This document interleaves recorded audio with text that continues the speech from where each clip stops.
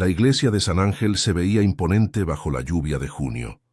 Sofía Mendoza caminaba lentamente por el pasillo central, sus pies descalzos bajo el vestido de novia, una decisión deliberada, un acto de rebeldía silenciosa contra el protocolo que sus suegros exigían. No había dinero en su familia para un calzado de diseñador, así que eligió la vulnerabilidad como arma. Sus padres, campesinos de Oaxaca que habían viajado en autobús toda la noche, estaban en la tercera fila, sus manos ásperas apretadas juntas en oración.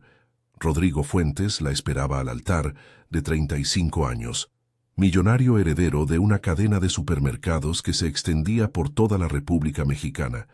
Su traje era de Armani, sus zapatos italianos, sus gemelos de diamante. Sofía tenía 23 años. Se habían conocido en una tienda de café en la colonia Condesa, donde ella trabajaba como barista y él era cliente habitual. 3 meses de conversaciones y 2 semanas de noviazgo bastaron para que propusiera matrimonio. Su familia estaba furiosa. Cuando Sofía llegó al altar, Rodrigo sonrió. Ese tipo de sonrisa que parece amable desde la distancia, pero que carga secretos en sus comisuras. Sus padres, sentados en la primera fila, mostraban la expresión de quienes han comido algo que les disgusta, pero deben sonreír en público. La ceremonia transcurrió como había sido planeada. Los votos fueron pronunciados. El cura bendijo el matrimonio. Las familias aplaudieron. Luego, en la recepción en un salón exclusivo de Polanco, todo cambió. La noche era sofocante. El aire acondicionado del salón apenas lidiaba con el calor de cientos de cuerpos, velas encendidas y lámparas de cristal que colgaban del techo. Sofía bailaba con su padre cuando Rodrigo la interceptó, tomándola de la mano con una firmeza que no era invitación sino comando. La llevó a un rincón oscuro, cerca de los jardines interiores, donde el ruido de la fiesta se atenuaba bajo el sonido de la fuente. «Necesitamos hablar», dijo Rodrigo soltándola. Sofía respiró profundo. Algo en su voz había cambiado. No era la voz del hombre que le había dicho que era hermosa, que era diferente, que lo había hechizado en esa cafetería lluviosa de la Condesa. «¿Qué sucede?», preguntó ella, ajustando el velo de su vestido. Rodrigo la miró de arriba a abajo, sus ojos recorriéndola como si la viera por primera vez. «Sofía, tienes que entender algo. Esta noche, aquí, ante mi familia, ante mis socios, eres mi esposa. Pero afuera de esto, en el mundo real, las cosas serán diferentes». «¿Diferentes cómo?». Su voz era pequeña. Rodrigo se acercó. Su perfume, costoso e importado, chocó contra el aroma que ella había elegido esa mañana, un perfume modesto de farmacia, porque era lo que podía permitirse. Él inhaló deliberadamente, su nariz fruncida. «Hueles a pobreza, Sofía», dijo con una calma que era más aterradora que cualquier grito. «Y no importa cuánto dinero gaste en ti, cuántos diseñadores te vistan o cuántas joyas te cuelgue del cuello, ese aroma nunca se irá completamente. Los que somos de verdad ricos, los que nacemos en esto lo sabemos. Lo olemos». Sofía sintió que algo en su pecho se quebraba y simultáneamente algo más en su interior se endurecía. No fue una fractura, fue una transformación. Sus ojos lo miraron sin parpadear y en ese momento, en ese rincón oscuro de un salón de Polanco, mientras la música de la orquesta continuaba al fondo, Sofía Mendoza tomó una decisión que cambiaría todo. «Entiendo», dijo con una voz que sorprendentemente sonaba serena. «Bien», respondió Rodrigo satisfecho. «Mañana comenzaremos con las lecciones, deportes apropiados, restaurantes correctos, personas dignas de conocer. Mi madre te ayudará, aprenderás a comportarte». Sofía sonrió. No fue una sonrisa genuina. Fue la sonrisa de alguien que había visto exactamente lo que necesitaba ver. Los primeros 6 meses fueron una performance. Sofía fue la esposa perfecta. Se levantaba temprano para hacer yoga, aunque lo odiaba. Asistía a los almuerzos de caridad en Santa Fe con las esposas de otros millonarios, aunque sus conversaciones sobre bolsas de diseñador y cirugías faciales la aburrían profundamente. Sonreía en las cenas de negocios, mientras Rodrigo Hablaba de márgenes de ganancia y estrategias de mercado. Dormía en la cama que él elegía, en la casa que él había heredado, usando ropas que él aprobaba. Pero en las noches, cuando Rodrigo dormía, Sofía estaba despierta en la oscuridad de la habitación principal de esa mansión en las lomas, con vistas a la Ciudad de México que brillaba en la distancia. En esas noches hacía algo que nadie sabía. Estudiaba. Leía reportes financieros de la empresa Fuentes. Memorizaba números, márgenes, proveedores, distribuidores. Aprendía cómo funcionaba el imperio que su marido había heredado sin apenas esfuerzo. Su padre, campesino de Oaxaca, le había enseñado algo cuando era niña. La pobreza te enseña a ver. Los ricos ven, pero no observan. Aprende la diferencia. Sofía había olvidado esa lección durante años. Ahora la recordaba. Una noche, mientras hojeaba documentos que Rodrigo había dejado en su estudio, acceso que ella tenía libremente, porque su marido nunca imaginó que su esposa pudiera entender lo que leía, Sofía descubrió algo interesante. La empresa Fuentes estaba siendo drenada, no por malversación flagrante, sino de formas más sutiles. Compras innecesarias a proveedores específicos. Contratos renegociados a precios más altos de lo que deberían ser. Sobornos a funcionarios que probablemente ni siquiera eran necesarios. Rodrigo no era un hombre de negocios brillante. Era un hombre que había heredado una máquina bien aceitada y la estaba ralentizando a través de su incompetencia y su arrogancia. Sofía pasó 3 meses más observando, registrando, entendiendo la estructura completa del imperio. Y durante esos 3 meses comenzó a construir un plan que era tan preciso como lo era su observación. El punto de inflexión llegó en una cena con amigos de Rodrigo. Estaban en un restaurante de lujo en Polanco, Las Mañanitas, donde los meseros llevaban guantes blancos y el vino costaba más que lo que el padre de Sofía ganaba en un mes. Rodrigo, después de su tercera copa de champán, comenzó a jactarse. «Estos nuevos contratos que cerré», decía a la mesa, con su voz adquiriendo ese tono de suficiencia que Sofía había llegado a despreciar, «van a aumentar nuestras ganancias 30% el próximo año. Mi equipo quería hacer más, pero yo sé cómo manejar esto. La llave es no complicarse. Mantén a los proveedores necesitados, dependientes, hambrientos». Sofía masticaba su langosta con precisión perfecta. Una de las esposas de los socios de Rodrigo, Catalina, le sonrió conspiratorialmente. «Debes estar muy orgullosa», le dijo a Sofía. «Ser la esposa de alguien tan talentoso». Sofía devolvió la sonrisa. «Increíblemente», dijo, y lo decía en serio. Pero no por las razones que Catalina imaginaba. Esa noche, cuando regresaron a la casa en las lomas, Sofía tomó una decisión final. Había observado suficiente. Había aprendido lo necesario.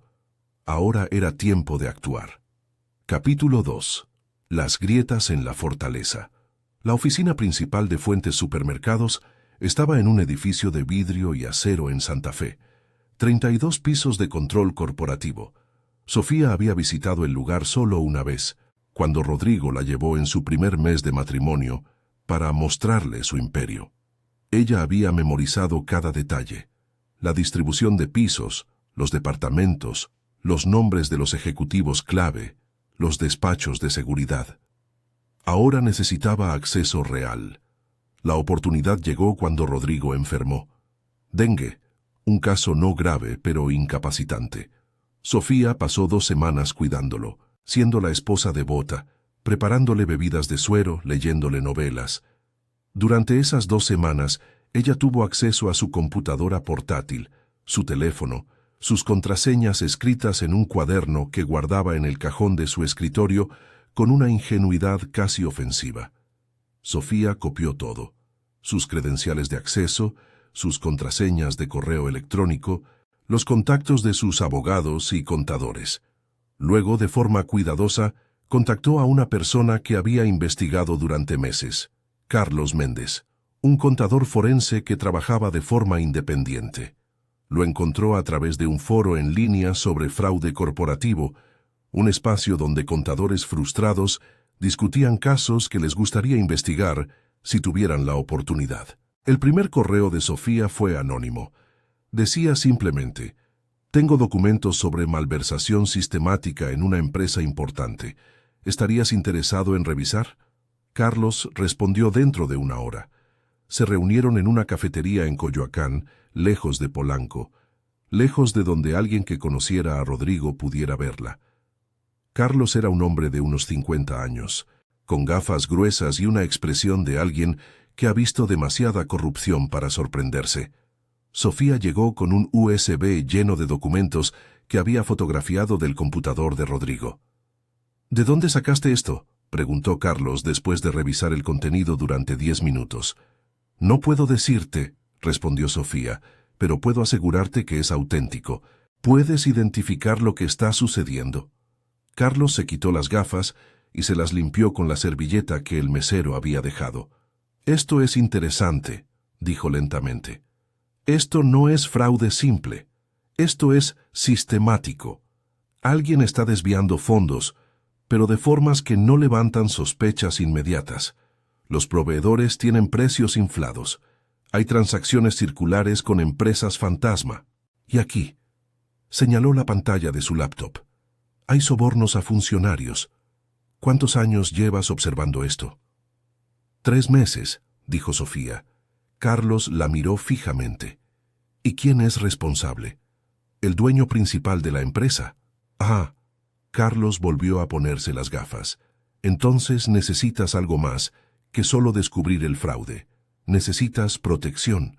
Si expones esto sin cuidado, te convertirás en un problema que necesita ser eliminado». Sofía había considerado esto. «¿Qué propones?».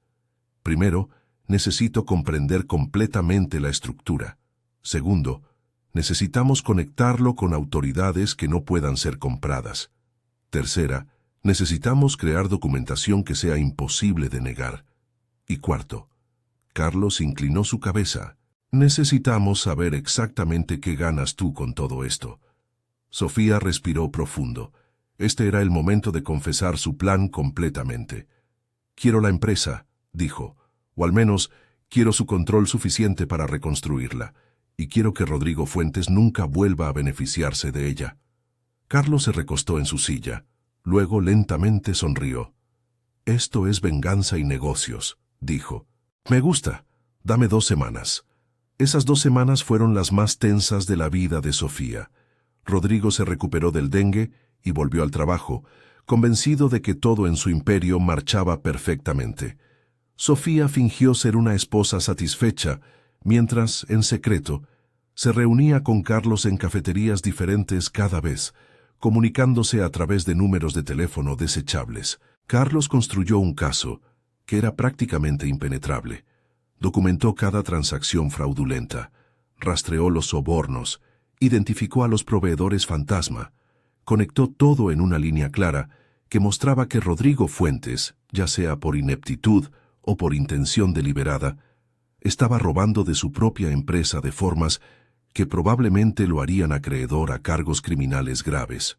«Pero necesito más», dijo Carlos en su penúltima reunión. «Necesito una grabación. Necesito que Rodrigo admita algo en voz propia». «¿Cómo hago eso?», preguntó Sofía. «Eres su esposa», respondió Carlos. «Tienes acceso. Necesitas hacerlo hablar». Sofía regresó a la casa en Las Lomas e hizo algo que había estado evitando. Buscó la cercanía física con su marido. Rodrigo, como la mayoría de los hombres de su clase, interpretó esto como una invitación. Una noche después de hacer el amor en la cama matrimonial, con Rodrigo tendido a su lado en la oscuridad, Sofía comenzó la conversación. «Cariño», dijo, usando la voz que él preferred, suave, vulnerable, admiradora. ¿Alguna vez sientes miedo de que alguien descubra cómo funcionan realmente tus negocios? Rodrigo, en ese estado de post-intimidad donde los hombres tienden a ser más locuaces, se rió. ¿Miedo? No. ¿Sabes por qué, Sofía? Porque los que pueden hacer daño son los que tienen acceso, y ese acceso lo controlo yo. Mi padre hizo esto por años. Es un juego. Mientras mantengas a los funcionarios contentos y a los auditores confundidos, nadie toca nada. Pero ¿y si alguien interno lo descubriera? Presionó Sofía. Rodrigo se giró para mirarla en la oscuridad. ¿Por qué el interés tan repentino en mis asuntos, Sofía? Su voz había cambiado. No fue una pregunta casual, fue una pregunta de alguien cuya paranoia innata se estaba activando. Sofía había estado grabando durante toda la conversación. Tenía lo que necesitaba. Y en ese momento, viendo los ojos de Rodrigo en la penumbra, supo que había llegado el momento de acelerar su plan. Curiosidad, respondió ella. Te admiro. Pero ella no lo admiraba, lo despreciaba, y lo que vendría después sería su verdadera venganza. Capítulo 3. El colapso meticuloso. Carlos llevó el caso a la Procuraduría General de la República con una presentación que era prácticamente una obra maestra forense. Los documentos eran irrefutables. La grabación de audio, donde Rodrigo mismo explicaba su esquema de fraude, era la cereza en el pastel. En menos de una semana hubo una investigación formal. El impacto fue sísmico. La empresa Fuentes, que había sido símbolo de estabilidad en el sector de supermercados mexicano durante 30 años, fue congelada. Se asignó un administrador temporal.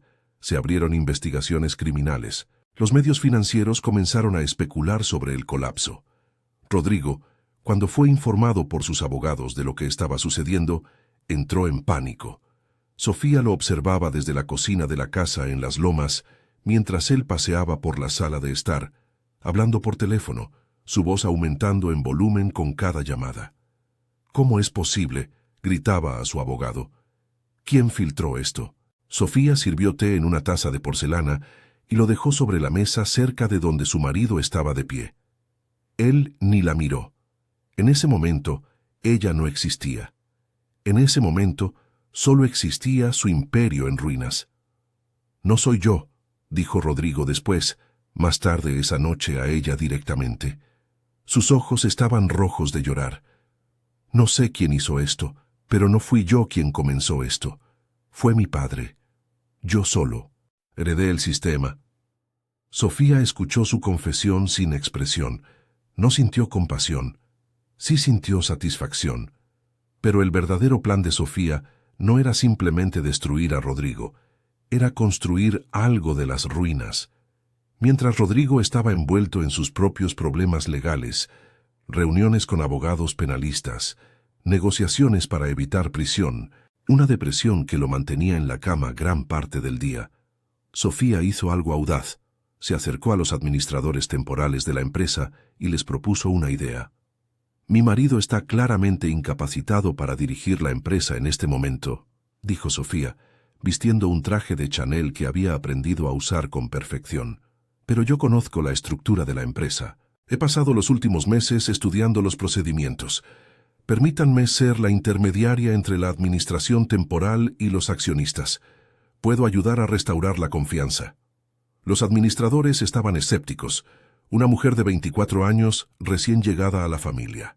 ¿Qué podía saber ella? Pero Sofía tenía documentos, tenía memos que demostraban su conocimiento de la operación. Tenía propuestas concretas para racionalizar los gastos y eliminar los contratos fraudulentos que su marido había estado usando. Tenía datos. Los administradores decidieron darle una oportunidad. Durante los siguientes 6 meses, mientras Rodrigo navegaba el sistema legal mexicano, llegando a un acuerdo que le evitó prisión, pero le quitó cualquier control sobre sus activos, Sofía trabajó 18 horas diarias. Despidió a los ejecutivos incompetentes, renegoció los contratos con proveedores honestos, restauró relaciones con distribuidores que Rodrigo había alienado, simplificó la estructura corporativa. Y algo sorprendente sucedió. La empresa comenzó a prosperar, no porque Sofía fuera un genio de los negocios, sino porque estaba dirigiendo el barco lejos de la corrupción, hacia aguas más claras. Ese simple acto, eliminar el fraude, hizo que la empresa fuera más rentable. El abogado que representaba a los acreedores en la reestructuración era un hombre llamado Fernando Reyes, de unos 45 años, divorciado, que veía en Sofía algo que otros no veían. No solo inteligencia, sino una integridad que era rara en los círculos empresariales. Él fue el primero en sugerir cautelosamente que ella debería buscar recuperar el control accionario de la empresa. «Es legalmente posible», le dijo Fernando durante una reunión en su oficina. «Tu marido firmó documentos durante su situación legal que esencialmente lo incapacitan para dirigir. Hay provisiones en el contrato matrimonial que te dan ciertos derechos. Con los abogados correctos podrías construir un caso». Sofía consideró esto. 6 meses antes, esta habría sido su meta. Ahora sentada en la oficina de Fernando, viendo los edificios de la Ciudad de México a través de las ventanas de vidrio, supo que su objetivo había evolucionado. No quería solo destruir a Rodrigo, quería construir algo que fuera completamente suyo. «¿Hay otra forma?», preguntó. «Una forma que no requiera que yo sea legalmente la esposa de Rodrigo Fuentes». Fernando entendió. «Un divorcio», dijo. «Un divorcio con términos que me den acceso a suficiente capital para comenzar mi propia empresa», clarificó Sofía. Fernando sonrió. «Eso puedo arreglarlo». Capítulo 4. El imperio construido. El divorcio fue finalizado en exactamente 5 meses. Rodrigo, todavía enfrentándose a problemas legales pero con suficiente dinero de su fondo personal para no estar completamente arruinado, aceptó los términos de Sofía. Su abogado le aconsejó que accediera. La alternativa era una batalla legal prolongada que le costaría más dinero del que le quedaba. Sofía recibió 30 millones de pesos. Era suficiente. No era la riqueza de Rodrigo, pero era exactamente la riqueza que ella necesitaba. Un mes después de que el divorcio fuera finalizado, Sofía Mendoza, que había vuelto a usar su nombre de soltera por insistencia propia, abrió las oficinas de Mendoza Supermercados. Pero no era una copia de lo que Rodrigo había construido. Era completamente diferente.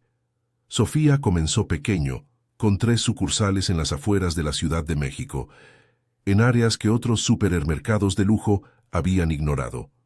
Su objetivo no era servir a los ricos, era servir a las personas como su madre, como su padre, como ella misma había sido. Gente que trabajaba duro, pero que merecía acceso a productos de calidad a precios justos. Implementó un sistema de ganancias compartidas. Los empleados de Mendoza Supermercados no eran simplemente trabajadores, eran accionistas parciales de sus sucursales locales. Si la tienda tenía ganancias, ellos compartían en esas ganancias. El modelo fue revolucionario en México. Los periódicos financieros hablaban de ello como capitalismo humanista. Los empresarios lo criticaban como poco realista y destinado al fracaso. Pero no fracasó. 2 años después del divorcio, Mendoza Supermercados tenía 20 sucursales. 4 años después, 60. 6 años después, 130. La empresa no era tan grande como Fuentes Supermercados había sido en su apogeo, pero era sólida, rentable y fundamentalmente era honesta. No había esquemas de fraude, no había proveedores fantasma, no había sobornos a funcionarios. Sofía se convirtió en una figura prominente en la prensa empresarial mexicana, no por su belleza o por quién se había casado, sino por lo que había logrado. «De barista a emperatriz empresarial», decía un artículo. «Cómo Sofía Mendoza redefinió el mercado minorista mexicano», decía otro. 5 años después de abrir su primera sucursal, Sofía decidió hacer algo que sorprendió a todos. Compró Fuentes Supermercados. Rodrigo había estado lidiando con los restos de su imperio durante años, incapaz de recuperarse de los escándalos de corrupción. Sus acreedores estaban listos para vender, y Sofía Mendoza fue la compradora más seria que surgió. La adquisición fue completada en una reunión corporativa en un hotel de lujo en Polanco. Los abogados estaban presentes, los contadores estaban presentes. Rodrigo Fuentes estaba presente, visiblemente envejecido por los años de estrés y vergüenza.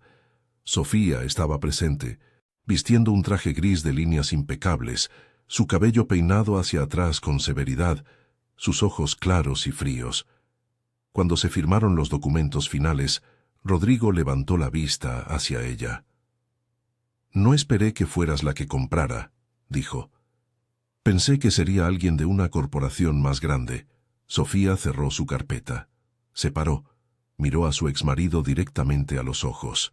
Yo soy la corporación más grande para esto, respondió.